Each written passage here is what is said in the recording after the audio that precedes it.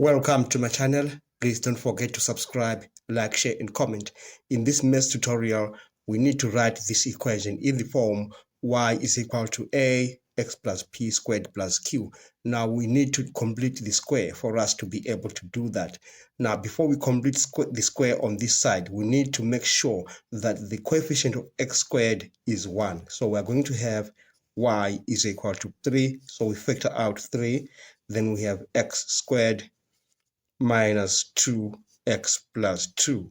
Now, the next step, we are going to divide this coefficient of x by 2, and then we square it. So we are going to have minus 2 over 2.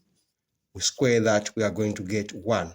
And then we are going to add this 1 into that expression. We add it and subtract it at the same time. So we're going to have y is equal to 3x squared minus 2x plus 1. So make sure you attach the one that is a positive to that so that it will be very easy to factorize. And then we'll say minus 1 plus 2.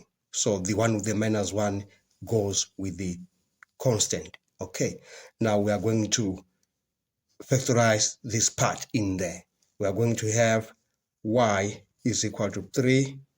Now if you factorize this part, you are going to get x minus 1, and that is squared, then plus 1. All right, and now we can now expand this equation so that we write it in that form. So we're going to have y is equal to 3x minus 1, that is squared, plus 3. Then we have managed to complete the square.